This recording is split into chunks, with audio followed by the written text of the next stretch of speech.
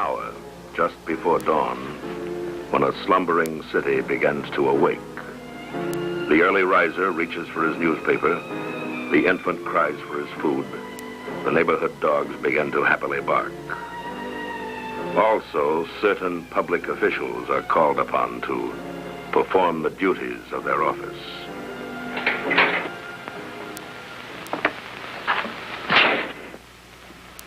Hello, Dawson. Since when's an execution come under the heading of police business? Since Ella Simpson said she'd have a last-minute statement for me. Statement? Yeah, I'm hoping maybe she's decided to help us clear up some loose ends on her case. Like what? Well, for one thing, we never learned where she got that rare South American poison she used on her victims. You came here for that? Well, I don't know what she's got in her mind. I'm just guessing. But she said she wouldn't talk to anybody but me, personally. So I'm here. She just probably wants to make the same pitch she made all through her trial. Oh, that poisoning those three old men after she robbed them of their life savings really wasn't murder? That she merely helped them on their way to a happier world? Because they're of no more use in the mystical order of things. Apparently, she really believed that. Yeah. Ella Simpson, practitioner of occult sciences, voodoo artist, mentalist, fortune teller, what have you. A real weirdo, if there ever was one.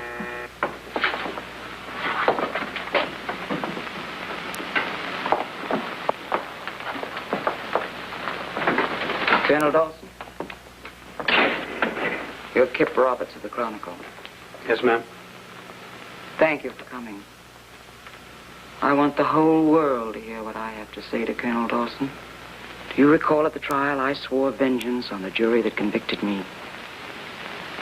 My execution in a few minutes will not prevent this vengeance from being carried out.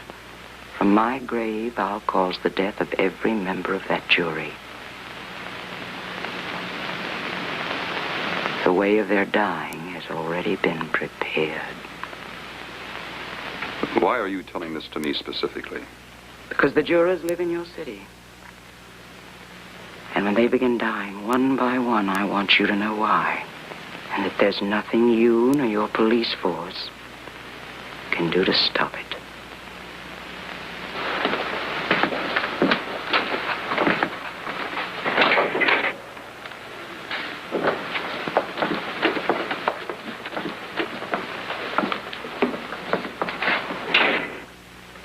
And I thought this was going to be just another routine execution story. Oh, not with an angle like that to hang it on.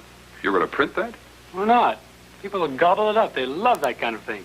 Well, that's pure sensationalism. Kip, you know as well as I do that now that Ella's locked in that gas chamber, she can't ever harm anyone again. Well, that doesn't keep it from being a good story. You read all about it, Colonel. Tomorrow's paper.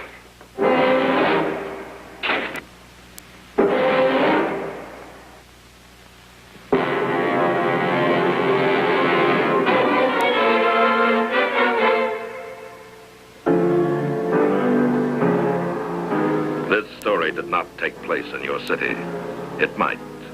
The police force you're about to see does not exist. It should. Perhaps one day it will. This is the story of one man, dedicated, incorruptible, convinced that crime can be controlled.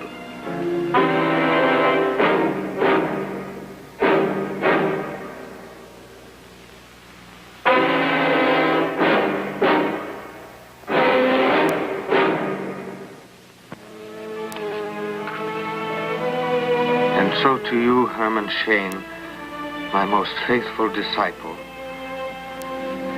I bequeath all my earthly possessions. Signed, Ella Simpson.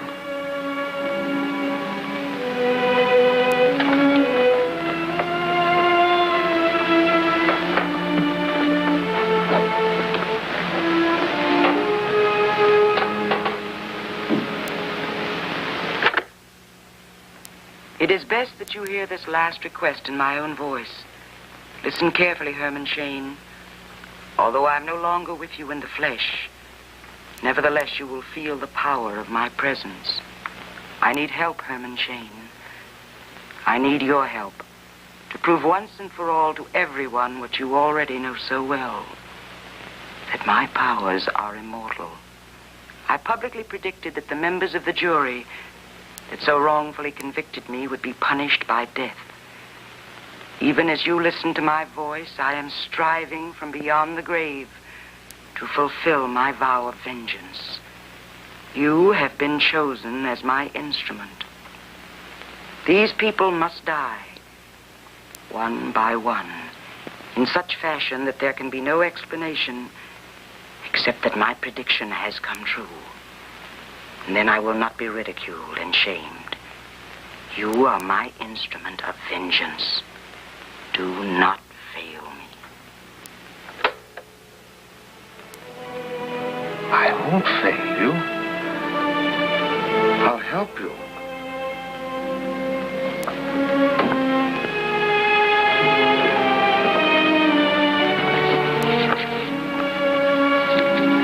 But how?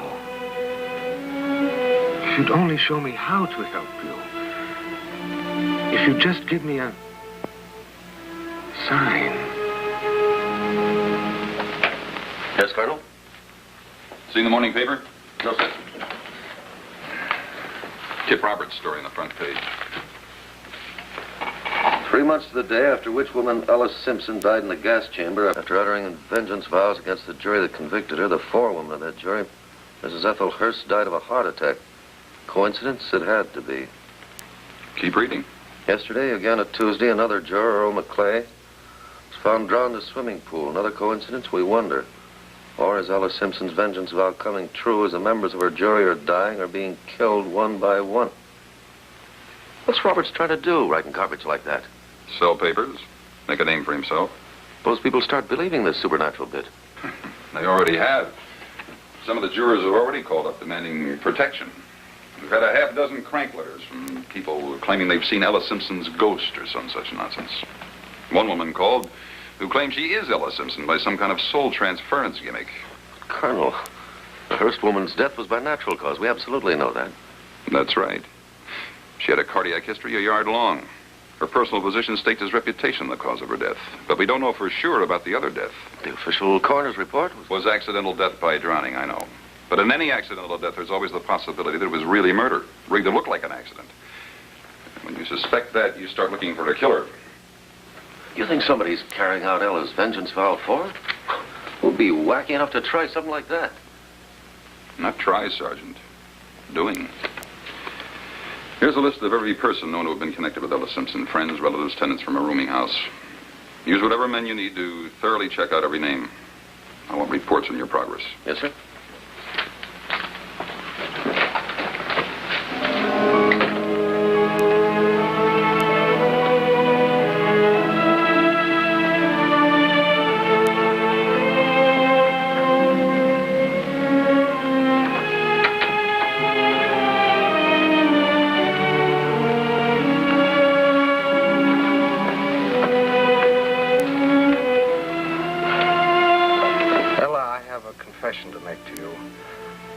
I doubted you, Ella.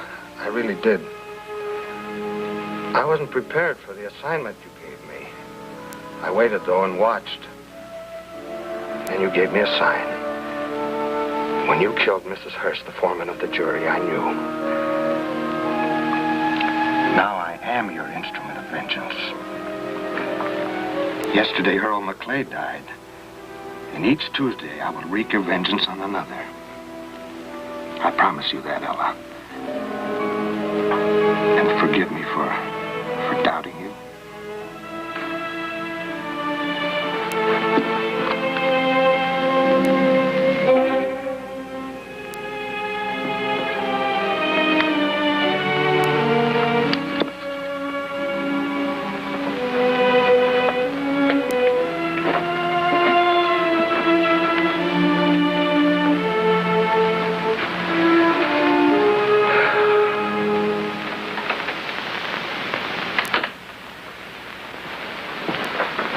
Sorry to bother you, Colonel, but I think we got something on this Ella Simpson jury thing. Oh, good. Let's have it. Well, all of Ella's relatives, she had no immediate family, checked clean. Sort of her friends and ex-roomers, except one. He disappeared right after Ella's execution. And another thing, Colonel. Some of the others seem to think this guy was a firm believer in Ella's supernatural powers. Very close to her personally. Here's his dossier. It's brief, but it's all we could get. Herman Shane, no police record, age 40. Height 5'10" or 11, hair brown. Eyes brown, 160. No large scars or physical idiosyncrasies. No photograph available. Occupation handyman, dishwasher, various. Present whereabouts unknown. Could be our man, all right, but how do we get him? His description could fit 1,000,000 men. Yes, I know that, sir. We've checked all the employment agencies in the city handling his type help. How about hotels, rooming houses? We're still on that. And this is Friday. If he stays with a pattern, he'll try on Tuesday again. That gives us 3 days. I want that man in custody before Tuesday. Form a special search squad. Put him on 24-hour duty if you have to. But bring in this Herman Shane. Yes, sir.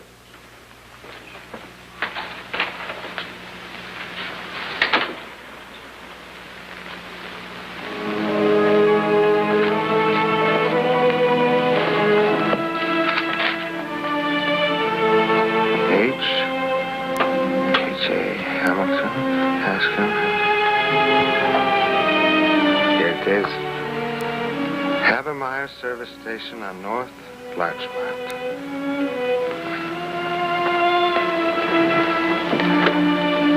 Tomorrow, Ella. Just as I promised.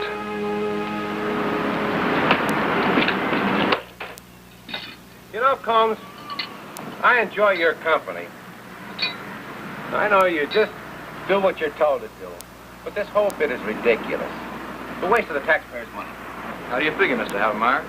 Oh, all this Ella Simpson jazz is pretty stupid. The dame's dead, ain't she? Yeah. Well, then how can she hurt anybody? Well, it's not her we're worried about. It's this oddball who's planning to carry out her threats for her. No, I don't go along with that either. Listen, this whole thing is a coincidence. It's a double coincidence.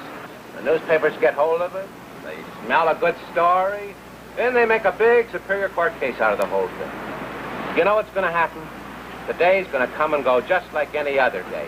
Nothing will happen. Well, let's hope so, Mr. Havemeyer.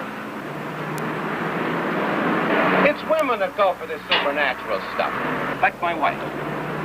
Like this morning, she tries to tell me that this Simpson dame can have psychic power to kill people after she's dead even. To prove it, she brings up this aunt of hers that can foretell the future. She prophesied the exact time, means, and place that she was going to die. And then when it happened that way, why she... Psychic phenomena. Psychic phenomena. Strange happenstance, that's all these things are. Gotta get under this heat and get to work.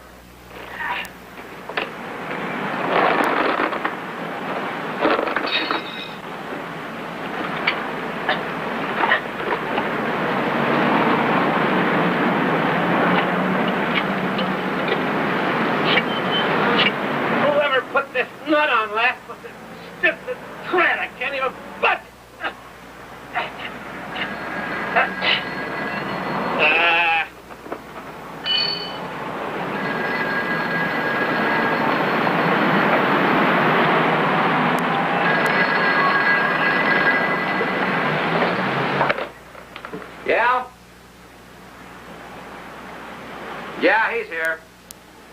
Just a minute.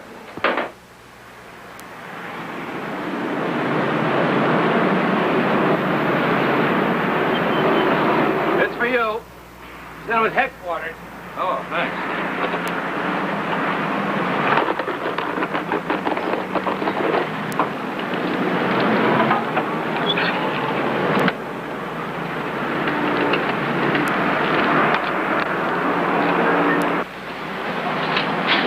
Hello? Hello?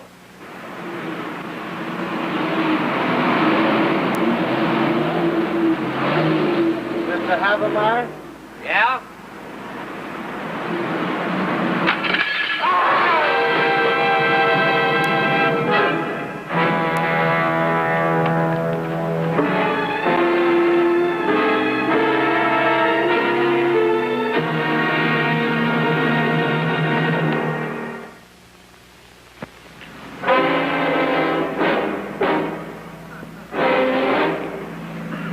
Right under your nose. Not a thing to show for it. No description, nothing. Havemeyer said the phone call was for me. From headquarters, he said. Well, I've got something for you to do right now. Yes, sir? Get Havemeyer's home address, go there, and explain to his widow what happened. You want me to do that? Do you think it's somebody else's job? No, sir. Well, then get going. That's an order. See if you can carry this one out. With a phone call from you, we thought. And that quick. And that quick. He made a mistake in judgment, which cost Havermeyer's life. Better answer that phone, huh?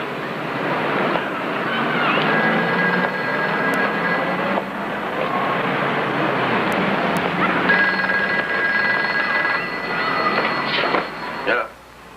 Yeah? When? All right, what's the address? Now. All right, now look, stay there. Get all the info you can from the landlady. Don't touch anything. I'll be right out. Okay. Johnson's jury found the place where Shane's been hiding out. Rooming house just outside city limits. Let's go. Okay.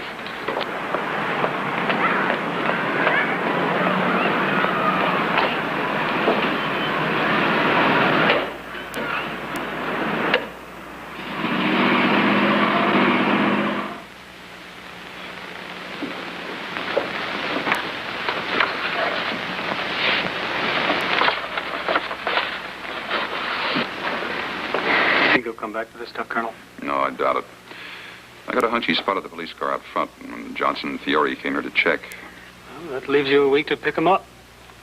If he stays on schedule, he won't make another attempt till next Tuesday. Assuming he's your man. He could still be Ella. No, we're not going to take any more chances. We've got to force his hand. How? I was hoping you could help us with that. He's marked off your story in the morning paper, so we know you read your stuff, Kip. So? You can help us. Help us by setting a trap for him.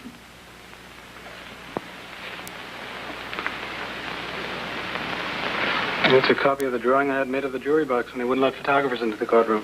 I think Shane has been using the seating arrangement of the jurors as his prescribed order for selecting victims. And if I'm right, we know who Shane's next victim will be. Joe Willis.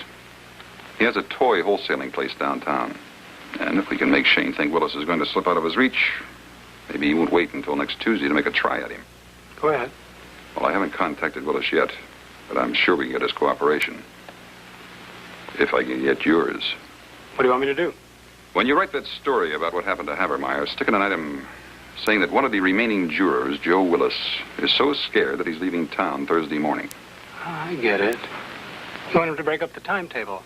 You want him to make a try at Willis on Wednesday. Right. Isn't that taking an awful chance of Willis's life? No, I'll have one of my men take his place. Suppose Shane knows Willis. Spots our man as an imposter. I doubt that he's scouted Willis's place yet.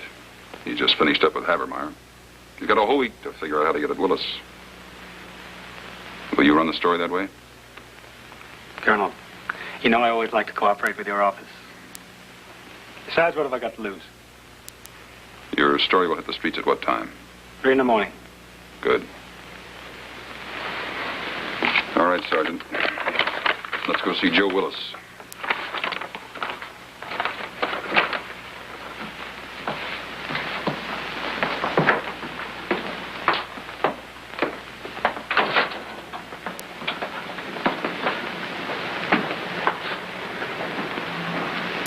Mr. Willis?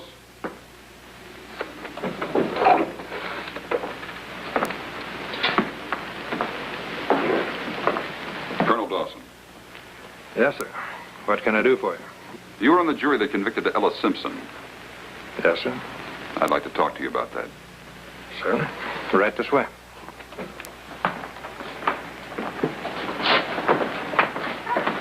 Sit down. Thank you. Willis doesn't open up until 9 a.m. We'll be there at 8:30. Now, here's the display area. This is the office. And this is the shipping room. Halloran is going direct from here, right to Willis's house, entering the back door from the property behind Willis's place. He's going to dress in Willis's clothes. He'll leave Willis's house, get into Willis's car, and drive to work as usual, just as though he's Willis. He's been prepped on Willis's daily routine. He'll follow it through from beginning to end. Now, we're certain we're looking for Herman Shane. We only have a very general description of him. So be alert and be careful. That's all.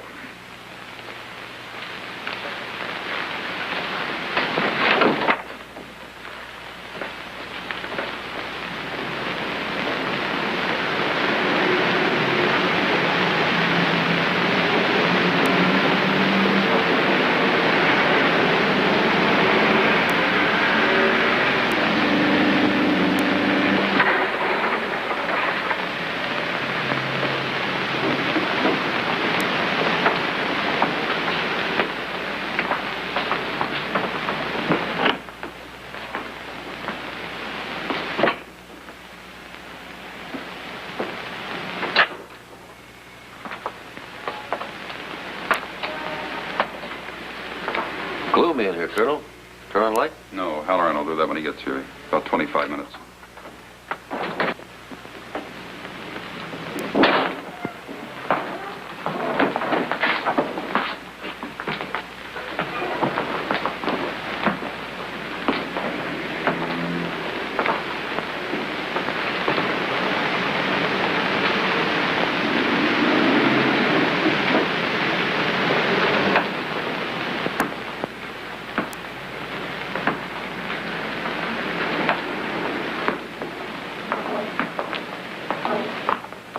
Almost noon. No sign of him yet. What do you think, Colonel? Well, we have the rest of the afternoon. You know Willis's usual lunch hour procedure. You better stay with it. All right. Yes, sir.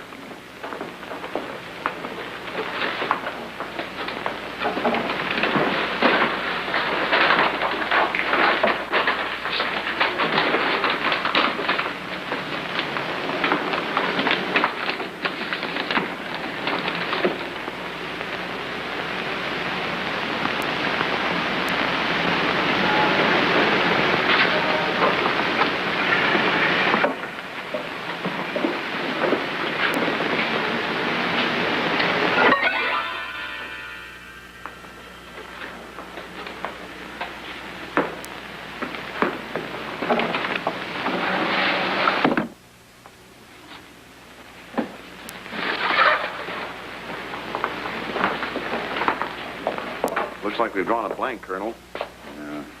I can't figure out why. Kip Roberts really played up big the fact that Willis was leaving town tomorrow. I bet anything Shane was going to try for him today. Colonel, suppose he got tipped to what we were doing here and knew Willis would stay home today and went after him there. We have 3 men stationed there, hoping for just that. Oh. It's time to close the shop. Well, we might as well go through with it to the bitter end. The night lights work off the master switch. Turn them on. Yes, sir. All right. Let's pack it in. There must be something. Halloran, no!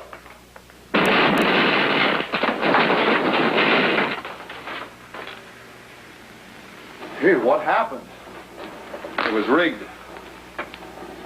Another second, you'd have been electrocuted on this wet floor. He must have got here this morning before we did. He just may still be here. Take a look.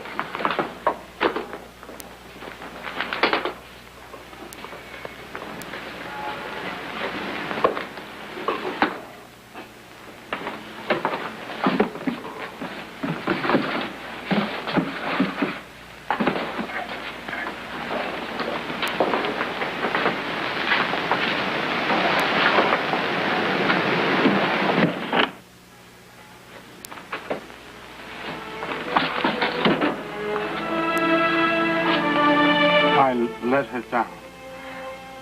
I let Ella down. I failed. You did all right. You got 2 of the jurors. Come on.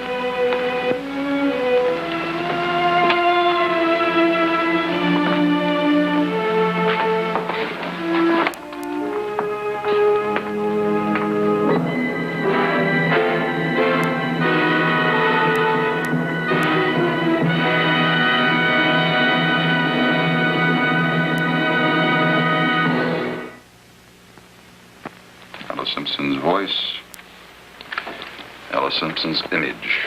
All that remains, what destruction they caused. 2 dead, 1 attempted murder. Certain death penalty for Herman Shane. Not so certain. It's a fine line, our distinction between legal and medical sanity. The ability to distinguish right from wrong, the law states. Herman Shane thought what he was doing was right. It's a fine line. The courts will decide. And Ella Simpson? She had already been found guilty and executed, and yet, in a way, I suppose she was successful.